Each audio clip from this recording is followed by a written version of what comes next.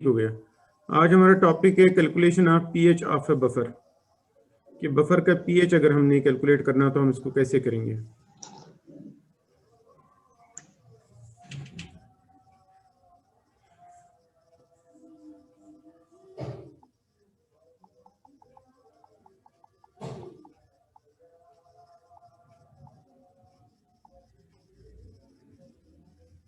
एक मिनट मुझे दीजिएगा, मैं इसकी एक दफ़ा पिक्चर ले लेता हूँ।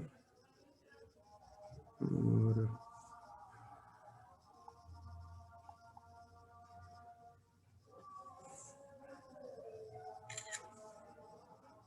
जी बच्चों, calculation of pH of a buffer.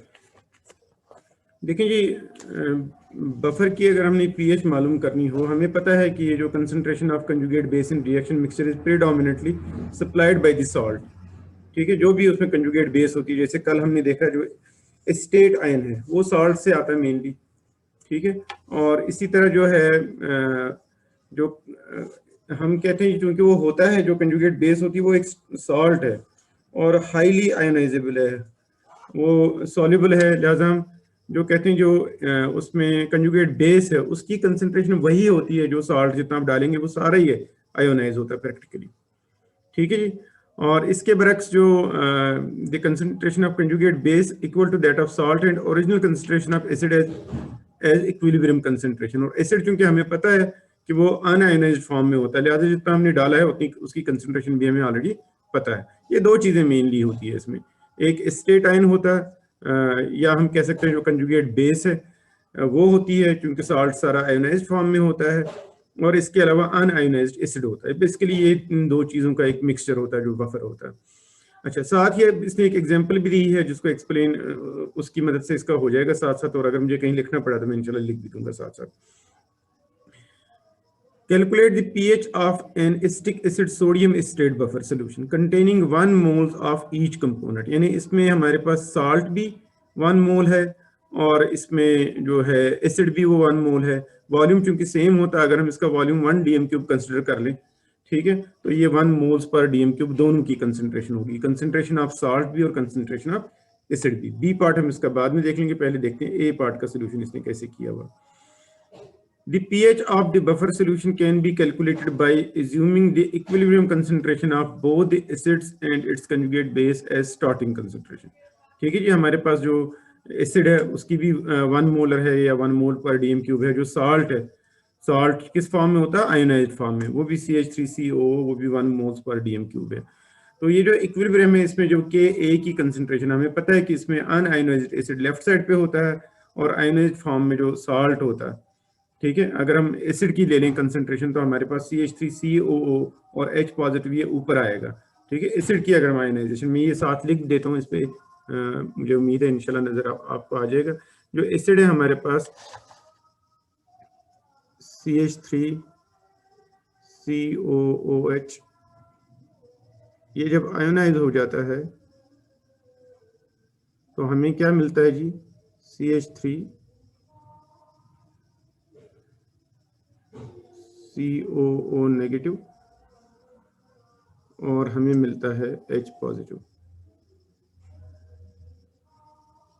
ठीक है जी, ये रिएक्शन आपको ठीक नजर आ रहा है? हैंड रेज कर लें जो मैंने लिखा है। ठीक है जी, इसको जब हम लिखेंगे इसका इक्विलिब्रियम कंसंट्रेशन, तो जो स्टेट आयन है और हाइड्रोजन आयन है इसकी कंसंट्रेशन ऊपर शो होगी। ठीक है, जबकि CH3COOH की कंसंट्रेशन ये नीचे से शो होगी। और यही चीज आप देख लें यहाँ पर इसने जो बनाया हुआ है, जो इसने Ka बताया हुआ। ठीक है, it is the ratio between ionised acid and unionised acid, और इसकी वैल्यू आपको गिवन होगी, या कम से कम आपने एसिटिक एसिड के मामले पे इसको याद रखना है, 1.8 इंटू 10⁻⁵। ये एसिटिक एसिड की Ka वैल्यू होती है। ठीक है, इसको आप याद रखें, अदरवाइज इम्तिहान में उम्मीद है कि ये गिवन होगा, लेकिन अगर गिवन नहीं होगा तो आपको एसिटिक एसिड के लिए Ka पता होना चाहिए। क्यों? क्योंकि आपको ज्यादातर यही वाली जो है एग्जाम्पल इम्तिहान में पूछी जाएगी। अब इसमें जब हम वैल्यूज पुट कर लेते हैं तो 1.8 इंटू 10⁻⁵, ठीक है, स्टेट आयन की कंसंट्रेशन साल्ट के कंसंट्रेशन के बराबर होगी, क्योंकि साल्ट आप डालेंगे वो सारा इसमें आयनाइज हो जाएगा। ठीक है, हाइड्रोजन आयन कंसंट्रेशन हमें नहीं अंदाजा इसका, और नीचे एसिड की कंसंट्रेशन दी हुई है। तो जब हम ये सारा कैलकुलेट करते हैं तो हमें इसमें से हाइड्रोजन आयन कंसंट्रेशन मिल जाएगी। ठीक है जी, हाइड्रोजन आयन कंसंट्रेशन मिल जाएगी। 1.0 और 1.0 आपस में कट हो जाएंगे जब आप इसका नेगेटिव लॉग लेंगे, minus log of hydrogen ion concentration 1.8 into 10⁻⁵ का जब आप नेगेटिव लॉग ले लेंगे। ठीक है, ये मैं एक दफ़ा इधर लिख लेता हूँ ताकि आपको ये क्लियर हो जाए कि जो इसका नेगेटिव लॉग आप ले लें, इसकी हमें ज़रूरत नहीं, इसको मिनिमाइज कर लेते हैं। ठीक है, अब हमारे पास क्या आ गया, ये एक तरफ आ गया हाइड्रोजन आयन कंसंट्रेशन और ये इसकी वैल्यू हमारे पास आ गई 1.85 इंटू 10⁻⁵। ठीक है, इसका अगर हम नेगेटिव लॉग ले लें, लेफ्ट साइड पे भी नेगेटिव लॉग ले लेंगे तो ये पीएच बन जाएगा। ठीक है, राइट साइड पे माइनस लॉग ले लेंगे, इसका माइनस लॉग ऑफ 1.5 इंटू 10⁻⁵। ठीक है, तो जब आप इसकी वैल्यू ले लेते हैं तो ये वैल्यू यही वैल्यू बनती है जो इसने लिखी हुई है। ठीक है, हम एक दफ़े इसको फिर देख लेते हैं, ये वैल्यू है 4.75। ठीक है, 4.745।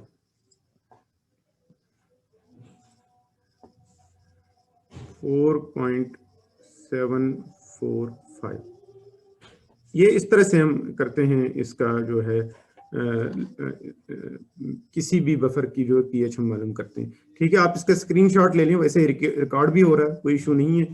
ठीक है, आप स्क्रीनशॉट भी एहतियातन ले लें ताकि आपके पास रिकॉर्ड रहेगा। ठीक हो गया जी, अगर ये यहाँ तक क्लियर है तो बता दें मुझे, फिर हम इसके दूसरे पार्ट पे चले जाएंगे। ठीक है जी, माशाल्लाह। अब बी पार्ट इसका क्या कह रहा है, what will be the pH of this solution after addition of 0.01 mole of hydrochloric acid to 1 dm cube volume? Assume that the volume of solution remains unchanged on in addition of hydrochloric acid Ka for acetic acid। ठीक है जी, मैं इसमें chat देखता हूँ किसी बच्चे ने किया, मैं देखता हूँ क्या लिखा हुआ है उन्होंने जी। ठीक है, क्लियर है, ठीक है माशाल्लाह, हैंड रेज कर लिया करें, काफ़ी है। ओके, अब देखें जी, ये सोल्यूशन हमारे पास, या हमने ये बफर किसी चीज़ में डाला हुआ है जिसके पीएच वैल्यू 4.75 है। ठीक है, अब ये बता रहा है कि इसमें अगर हम 0.01 मोल हाइड्रोक्लोरिक एसिड ऐड कर लें, बताएं जी इसकी अब पीएच क्या होगी। ठीक है, हमने एज्यूम करना है कि वॉल्यूम जो वो अनचेंज रहता है। 0.01 मोल जब हम हाइड्रोक्लोरिक एसिड डालें तो जाहिर सी बात हम ये एज्यूम करेंगे कि वॉल्यूम वही है जो पहले से था, 1 DMQ वॉल्यूम अगर है इसका। अब देखें जी इसका असर क्या होगा जब हम इसमें एसिड 0.01 मोल, ये याद रखें अगर आप किसी न्यूट्रल सोल्यूशन में हाइड्रोक्लोरिक एसिड 0.01 मोल ऐड कर लें तो ये तकरीबन 5 से इसके पीएच चेंज करता है, यानी अगर वो 7 है तो वो शायद 2 पे आ जाएगा, 4 यूनिट्स के राउंड अबाउट करता है, 3 पे आ जाएगा। ठीक है, इतना इसका इम्पैक्ट होता है 0.01 मोल हाइड्रोक्लोरिक एसिड का। लेकिन हम देखते हैं कि दोबारा हम पीएच कैलकुलेट करेंगे तो इसका क्या बनता है वॉल्यूम। अब थोड़ा सा जरा इस इक्वेशन पे देखें, थोड़ा सा जरा गौर करें इसको। ठीक है जी, ये HCl जब आप डालेंगे इसमें 0.01 मोल तो ये किस किस चीज में आयोनाइज हो जाएगा, हाइड्रोजन आयन और क्लोराइड आयन। नजर आ रहा है आपको यकीनन डेफिनेटली। ठीक है, अब जाहिर सी बात है अगर आपने ये ऐड किया 0.01 मोल तो इसमें हाइड्रोजन आयन भी 0.01 मोल बनेंगे और क्लोराइड आयन भी 0.01 मोल बनेंगे। और इनिशियली हमारे पास एसिटिक एसिड भी 1 मोल था और हमारे पास एस्टेट आयन या साल्ट भी, वो भी हमारे पास 1 मोल ही था। ठीक है जी, अब ये जो एस्टेट आयन है, जाहिर सी बात जब इसमें हाइड्रोजन आयन ऐड हो गया तो ये हाइड्रोजन आयन फॉरन एस्टेट आयन के साथ रिएक्ट करेगा। जो आपने कल आपको मैंने समझा दिया था कि कोई भी एसिड आप ऐड कर लेंगे तो वो जो कंजुगेट बेस होती है उसके साथ रिएक्ट करता है और अनआयोनाइज्ड साल्ट में, weak salt sorry unionised acid या वीक एसिड में वो तब्दील हो जाता है। यहाँ पर भी यही हो रहा है, क्योंकि हाइड्रोजन आयन कितने जनरेट हो गए, 0.01 मोल। 0.01 मोल HCl ऐड करने से हाइड्रोजन आयन जनरेट हो गया 0.01 मोल। ठीक है, ये लिहाजा रिएक्ट करेगा। अली खान लेट आया, मैं इसका जरा नाम लिख लूँ वरना बाद में इसकी अटेंडेंस रह जाएगी।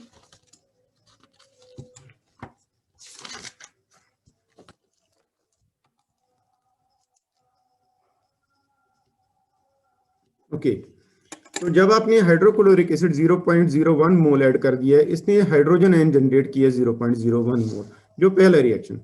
और ये हाइड्रोजन आयन जो ही जनरेट होगा तो ये क्या करेगा, ये बफर में मौजूद एस्टेट आयन जो साल्ट नहीं दिया हुआ हमें, उसके साथ रिएक्ट करेगा। जितना हाइड्रोजन आयन है उतना ही एस्टेट आयन यूज हो जाएगा और ये किस में तब्दील हो जाएगा, एसिटिक एसिड में तब्दील हो जाएगा, CH3COOH। इसका मतलब है कि ये ऐड करने से साल्ट की कंसंट्रेशन कम हो गई है, एसिटेट आयन की कंसंट्रेशन कम हो गई है। क्यों? क्योंकि इसने रिएक्ट किया, जबकि एसिड की कंसंट्रेशन बढ़ गई है। क्यों? क्योंकि एसिड बन गया इसमें 0.01 मोल। लिहाजा अब हमारी जो नई कंसंट्रेशन है, एसिटिक एसिड पहले 1 मोल था, ये 0.01 मोल इसमें ऐड हो गया, तो ये हो गया 1.01 मोल। जबकि एसिटेट आयन भी हमारे पास पहले 1 मोल था, लेकिन इसमें कमी आ गई, इसने रिएक्ट किया हाइड्रोजन आयन के साथ, इसमें हम माइनस करेंगे 0.01 मोल, तो ये 0.99 मोल हो गया। अब ये हमारी नई कंसंट्रेशन हो गई एसिड की और साल्ट की। ये याद रखें कि जब आप एसिड ऐड करते हैं, ठीक है, तो उससे क्या होता है, उससे एसिड की कंसंट्रेशन बढ़ती है, साल्ट की कंसंट्रेशन कम होती है। इसके बरक्स बिल्कुल उलट होगा, जब आप बेस ऐड कर लेंगे तो उससे साल्ट की कंसंट्रेशन बढ़ेगी और एसिड की कंसंट्रेशन कम होगी। ये समझने की हद तक तो आपने समझ लिया यहाँ पर, लेकिन अगर आप इसको याद रखें तो ये बहुत अच्छी बात है कि एसिड ऐड करने से जितना आप एसिड ऐड करेंगे, स्ट्रॉन्ग एसिड, उतना ही एसिड की कंसंट्रेशन बढ़ेगी और साल्ट की कंसंट्रेशन कम होगी। जबकि बेस ऐड करने से उतना ही, जितना आप बेस ऐड करेंगे, स्ट्रॉन्ग बेस, उतना ही जो एसिड है वो कम हो जाएगा और साल्ट बढ़ेगा। ये आप जनरल याद रखें ताकि जब आपके इम्तिहान में ये क्वेश्चन करना हो तो आपका टाइम बचेगा। लिहाजा जब हम इसमें अब ये नए वैल्यूज पुट कर लेंगे, ठीक है जी, अब ऊपर साल्ट की कंसंट्रेशन 1.01 आ गया, सॉरी एसिड की कंसंट्रेशन, हाइड्रोजन आयन की कंसंट्रेशन 1.01, और आयन अनआयोनाइज्ड एसिड जो है अब, ठीक है, सॉरी इसने कुछ वैल्यूज का मुझे लगता है कोई गड़बड़ की, नहीं ठीक किया, ठीक है, रीअरेंज किया इसने, हाइड्रोजन आयन कंसंट्रेशन ले लिया, ठीक है जी। अब एसिड की कंसंट्रेशन चूंकि ऊपर है, हाइड्रोजन आयन कंसंट्रेशन वो 1.01 हो गया, ठीक है, जबकि नीचे जो है वो साल्ट की कंसंट्रेशन 0.099 हो गई है। जब आप इसका माइनस लॉग लेंगे, पीएच दोबारा कैलकुलेट करेंगे, ये 4.736 बन गया। अब देखें जरा, ये 4.736 है, जबकि पहले हमारे पास कितनी वैल्यू थी, 4.745, अब ये 4.736 हो गया। अब देखिए कितनी मामूली सी चेंज आ गई है, ठीक है। जबकि अगर ये बफर ना होता तो बफर की बजाय अगर आप 1 डीएम क्यूब ऐसे सोल्यूशन में ये एसिड ऐड करते हैं, वो तकरीबन 4 यूनिट्स इसकी पीएच चेंज कर देता, यानी वो 7 से उसको तकरीबन 3 पे लेकर आता। तो यहाँ पर हम देखते हैं कि इसका जो इम्पैक्ट है वो ना होने के बराबर है। पहले 4.745 था, अब 4.736। ये इसका बफर का कमाल है कि ये इसकी पीएच नहीं बढ़ने दे रहा। ठीक है जी, यहाँ तक अगर क्लियर है तो बता दें ताकि हम इसको आगे चलें। हैंड रेस कर लें। ठीक हो गया जी।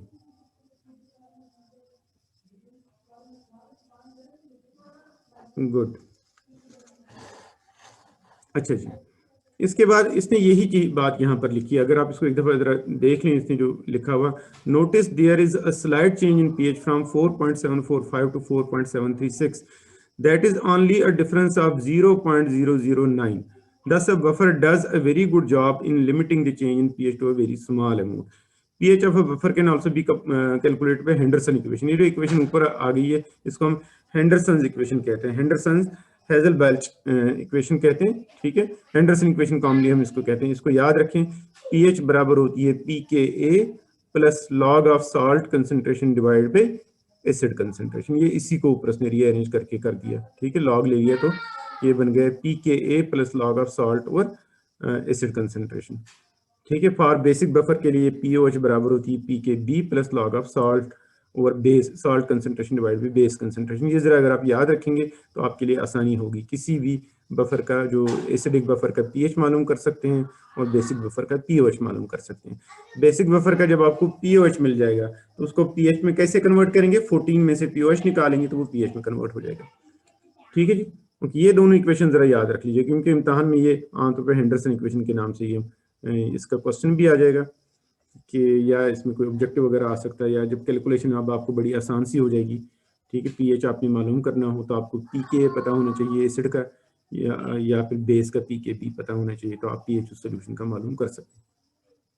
Okay, example 8.1, what is the pH of buffer? What is the pH of buffer if concentration of acetic acid is 0.1 molar and sodium acetate is 1.0 molar? pKa for acetic acid is 4.76। ठीक है जी, ये pKa value उसने निकाली है, उससे Ka value का minus log ले लें तो pKa बनता है। वो मैंने आपको कहा था, अगर आप Ka वैल्यू याद रखेंगे 1.85 × 10⁻⁵, ठीक है, उसका अगर आप नेगेटिव लॉग ले लेंगे तो वो 4.76 बनता है। ऊपर जरा उसने ज़्यादा एक्यूरेसी के साथ दिया था, यहाँ पर जरा उसको राउंड ऑफ करके इसने बताया हुआ। अब यही इक्वेशन है कि pH बराबर है pKa plus log of salt concentration divide by acid concentration, और ये दोनों कंसंट्रेशन आपको दी हुई है। अब आप देख लें यहाँ पर आपको एसिड कंसंट्रेशन 0.1 दी हुई है और सॉल्ट की कंसंट्रेशन 1.0 दी हुई है। ठीक है, जब आप इसको करते हैं तो इसकी pH 5.76 बनती है। तो बड़ा आसान सा है ये। तो ये अगर क्लियर है तो बता दें, फिर हम आगे चलेंगे। हैंड रेज कर लें। ठीक हो गई फुरकान और 2 पार्टिसिपेंट्स और क्विक एक्शन है। अब हमारे पास आ गई सेल्फ चेक एक्सरसाइज। इसको जरा अब हम समझ लेते हैं और इसको हम कर लेते हैं। Okay, calculate the pH of a buffer solution in which 0.11 molar sodium acetate and 0.09 molar acetic acid solutions are present. Ka for acetic acid is 1.8 × 10⁻⁵। ठीक है, इसको हम इस पर कर लेंगे। ठीक है जी, इसको मैं सारे को जरा मिटा देता हूँ और हम इसको फाइल में नहीं कर लेता हूँ, इसमें न्यू करके डोंट सेव कर देते हैं इसको। ओके, व्यू इसका जरा बढ़ा देते हैं। ओके, देखिए जी, अब हमारे पास जो डेटा दिया हुआ है इसमें, ये जरा मैं बुक खोलता हूँ, आप भी बुक खोल के रखें ताकि हम बुक से देख देख के इसको लिख लें डेटा को, और फिर हम इसको सॉल्व कर लेंगे यहाँ पर। जी, ये आपकी बुक पर है, पेज नंबर 187। ठीक है जी, calculate the pH of a buffer.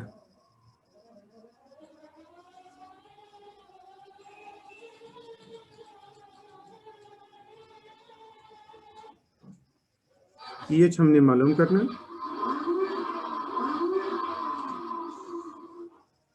जिसमें हमारे पास एसिड की कंसंट्रेशन दी हुई है। ठीक है, हम इसी तरह लिखेंगे अब आसानी के लिए। एसिड कंसंट्रेशन, एसिड की कंसंट्रेशन हमें दी हुई है इसमें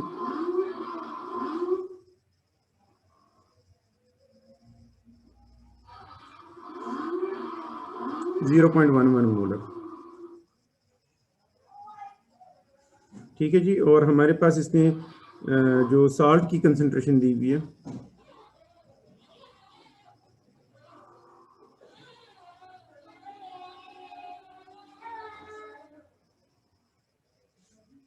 ये दी हुई है 0.09 मोलर।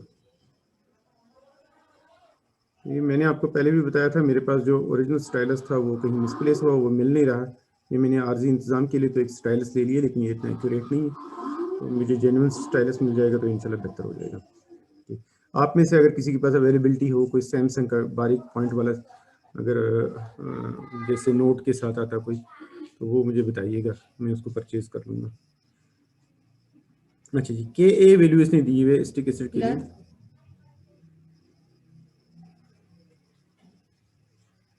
ये इसने दी है 1.8 × 10⁻⁵, 1.8 × 10⁻⁵। ठीक है जी, अब हमारे पास जो इक्वेशन है, ये ज़रा इस चीज़ को आप नोट कर लें ताकि मैं, क्योंकि ये बड़ा बड़ा लिख रहा है और मेरे पास इतनी जगह नहीं है। ओके, के को पहले हम पी के में कन्वर्ट कर लेंगे, इसका मतलब इसका माइनस लॉग ले लेंगे। ठीक है जी, हम कहेंगे पी के ए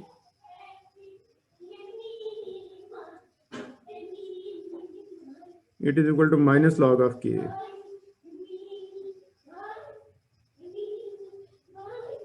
ठीक है, और जब आप माइनस लॉग लेंगे 1.8 × 10⁻⁵ का, या वैसे ही याद रखें। ठीक है, आप इसका नेगेटिव लॉग ले लेंगे, माइनस लॉग ऑफ 1.85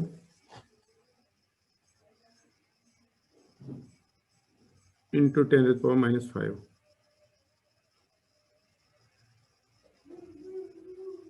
ये 10 है। ओके, तो ये आप वैसे ही याद रखिए, ये 4.76 बनता है।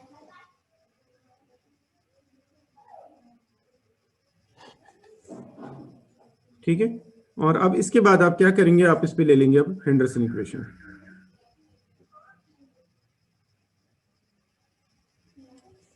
हम फाइल ही नहीं कर लेते हैं, इसकी बजाय कि हमें टाइम लेते हैं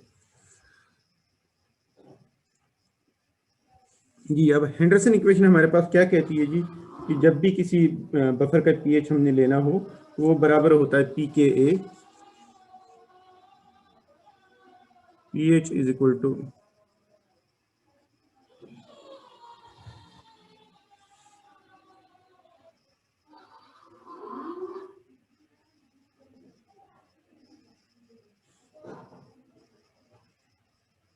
pKa plus log of salt concentration divided by salt concentration divided by acid concentration। ये हेंडरसन इक्वेशन आपने याद रखनी है। इसमें जब आप ये वैल्यूज पुट करते हैं 4.76 प्लस लॉग ऑफ सॉल्ट की कंसंट्रेशन, हमारे पास अब कितनी दी हुई है सॉल्ट की कंसंट्रेशन 0.11, सॉरी ठीक है 0.11 दी हुई है सॉल्ट की कंसंट्रेशन और एसिड की कंसंट्रेशन दी हुई है 0.09। ठीक है जी, इसको जब आप सॉल्व करेंगे तो ये बनेगा 4.76 प्लस लॉग ऑफ, ये अगर आप लोगों में से किसी के पास कैलकुलेटर है तो इसको ज़रा जल्दी से कैलकुलेट कर लें, अदरवाइज मैं कर लेता हूँ।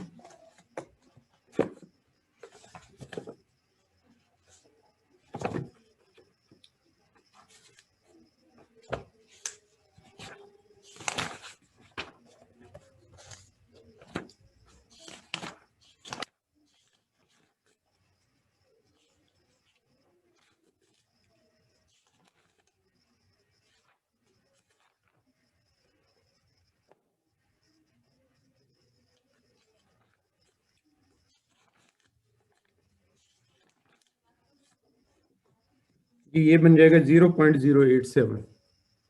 जब आप इसका ले लेंगे लॉग ऑफ 0.11 डिवाइड बाई 0.09, ठीक है, तो ये बनेगा 0.087, 0.087 और इसको जब हम करेंगे कैलकुलेट ये बनेगा 4.832, 832। ये इसका आंसर आ गया जी। बताएं जी, ये अगर यहाँ तक क्लियर है तो मैं फिर आगे देखता हूँ मजीद हम क्या कर सकते हैं इस वक्त। ठीक है जी, good. We are running out of time. देखते हैं अभी ये कितनी देर और, शायद 5-7 मिनट चलेगा और ये बंद हो जाएगा तो हम इसका लेक्चर भी ख़त्म करेंगे। बाकी हम इंशाल्लाह फिर कल मजीद करेंगे। ओके, ये हो गया सेल्फ। इसके बाद इंपॉर्टेंट फैक्ट्स हैं इसके बारे में। ये स्क्रीन आपके साथ शेयर हो रही है, बंद हो जाएगा तो कल हम इंशाल्लाह वहीं से आगे शुरू कर लेंगे। Buffer solution can be prepared by combining in aqueous solution a weak acid and its salt with strong base or a weak base and its salt with strong acid। ये हम ऑलरेडी पढ़ चुके हैं। इस तरह a buffer solution resists change in pH even if a small amount of strong acid or a strong base is added। Okay,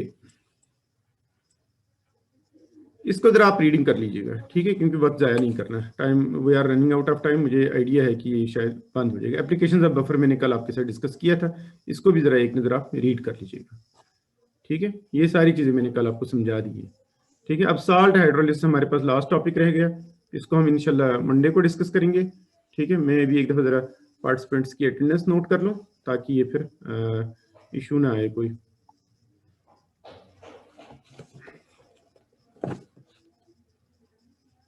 जिन बच्चों ने अपने नाम के साथ एडमिशन नंबर नहीं लिखा हुआ वो मुझे व्हाट्सएप पे पूछ लें, मैं इंशाल्लाह उनको एडमिशन नंबर उनको दे दूंगा। वो अपने नाम के साथ अपना एडमिशन नंबर लाजमन शामिल कर लें, अदरवाइज अटेंडेंस मार्क होने में प्रॉब्लम आएगा। ठीक है बच्चों, मैं आप सबको अनम्यूट कर देता हूँ। अगर किसी ने कोई क्वेश्चन पूछना है तो ठीक है, अनम्यूट का ऑप्शन आपके पास है। कोई क्वेश्चन पूछना है तो क्वेश्चन पूछ लें।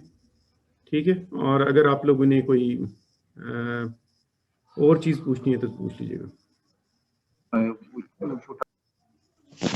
सर ये बफर्स हर टाइप के एसिड और बेसिस के साथ काम करते हैं, कुछ स्पेसिफिक एसिड बेसिस के साथ करते हैं? ठीक है बेटा, मैंने बताया कि एसिड या बेस जो भी आप ले लेंगे वो वीक होना चाहिए, स्ट्रॉन्ग एसिड या बेस नहीं होना चाहिए, उसका बफर नहीं बनता। वीक एसिड या वीक बेस, अगर आप एसिड लेते हैं वीक एसिड तो उसका सॉल्ट होगा स्ट्रॉन्ग बेस के साथ, और अगर आप वीक बेस लेते हैं तो उसका सॉल्ट होगा स्ट्रॉन्ग एसिड के साथ।